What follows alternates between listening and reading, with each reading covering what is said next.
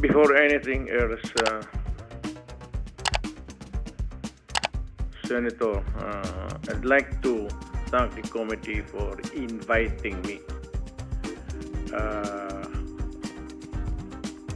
para once and for all malaman natin ang totoo. So, I would like to request sa inyo na huwag ninyo akong ituring president or kaibigan.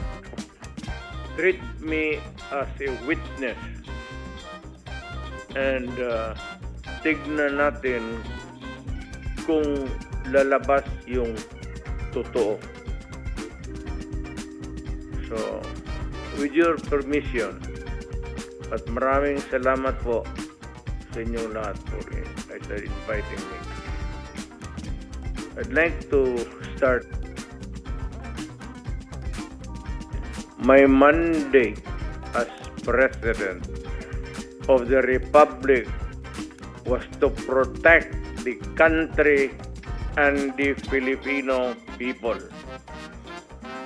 Do not question my policies because I offer no apologies, no excuses. I did what I had to do. And whether you believe it or not, I did it for my country. The war on illegal drugs is not about killing people. It is about protecting the innocent and the defenseless. The war on drugs is about the eradication of illegal substances such as shabu, cocaine, heroin, marijuana, party drugs, and the like, as a menace which ruins people, families, communities, and relationships, and tears apart the social fabric which binds society together in peace, harmony, and brotherhood. It is not unlike slogans which serves as calls for a better future, such as the war on waste, war on corruption, and war against climate change. I have always viewed people addicted to illegal drugs as victims and patients requiring medical help and not as criminals. That is why when the war on drugs slogan came into being,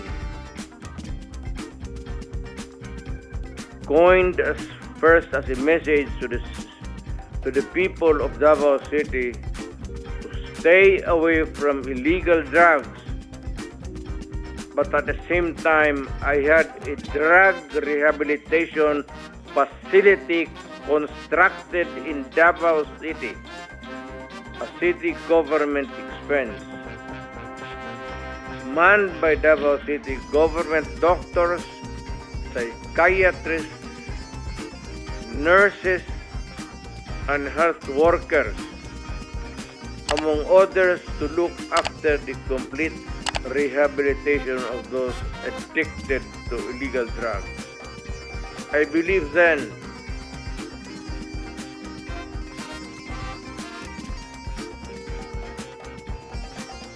and I still believe now that rehabilitation and not fear of death or incarceration to be the key to the return of the addicted individuals back to the mainstream of a just and forgiving society. But no mistake about it, I hate drugs. I loathe the purveyors, the merchants, and the pushers of this demonizing element. I have not failed to emphasize this from the very day of the campaign when I ran for the presidency in 2016. This was my covenant with the Filipinos who believed in me. And to this day, most still agree with what in government have achieved. It is unfortunate that drug-related crimes are on the rise again. Every day you can read about children being raped, people getting killed and robbed. And just recently, a drug den was raided within the Malacanang complex. This clearly manifests that the purveyors of this menace are back in business.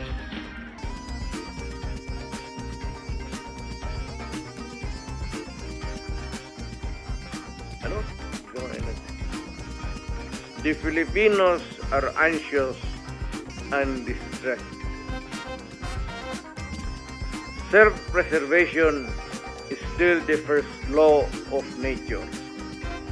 It is instinct. It is recognized in our laws as self-defense. That is why I have always told the police authorities and operatives to be mindful of this basic law of nature. However, I tell them not to abuse their authority and power.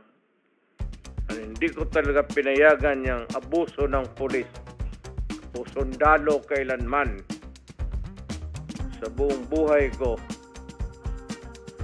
and as mayor for so many years and as president.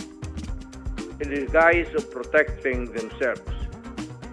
But when your very life is placed at risk and it can be snuffed out in a matter of seconds, then and only then must you act accordingly. Repel the aggression only in self-defense. Alam mo, matagal ako nagturo sa aming bayan sa Police Academy. When I was a prosecutor, to augment my income, noon na bago akong nagturo ako sa police. Ang sinabi ko talaga sa kanila, when you are arresting a criminal, you are not supposed to request him to surrender. Rather, you have to overcome the resistance. However, pag ayaw, it's the duty of the police is to overcome the resistance kung ayaw mag-surrender. At kung may baril, at kung tingin mo, sabi ko sa mga pulis doon sa academy, mamamatay ka, barilin mo. Barilin mo sa ulo. Patayin mo at least one less criminal in the community. Yun ang utos ko when I was a fiscal and I was a professor doon sa Police Academy. Yun ang turo ko sa kanila. No quarters given, no quarters asked. Criminal ito.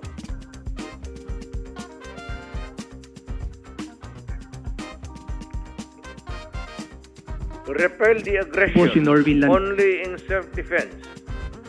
Do not make orphans of your children and widows of your wives.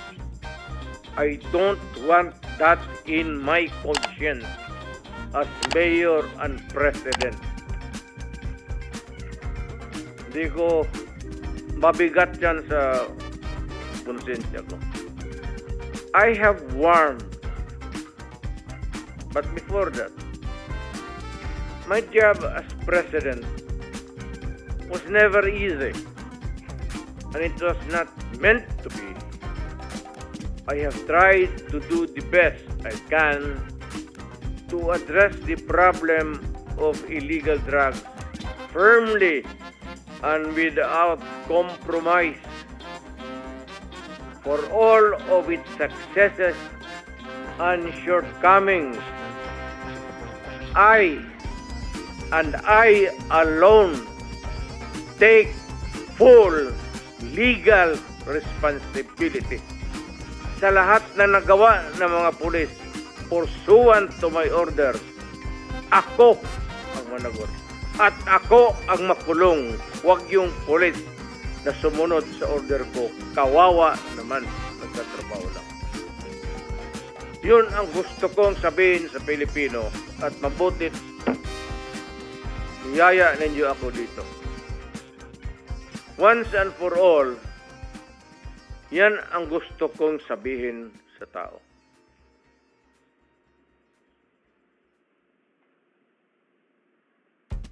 I have warned all of you as your president then and as a private citizen now. Drugs will destroy the Filipino. It will destroy my country, and I will never allow it. Baski ako empleyado sa gobyerno o private citizen, I will do what is necessary to protect my country, my community, at yung mga anak natin. This is a matter of principle. At papagkamatayan ko yan. Maraming salamat. I'm ready to answer your question.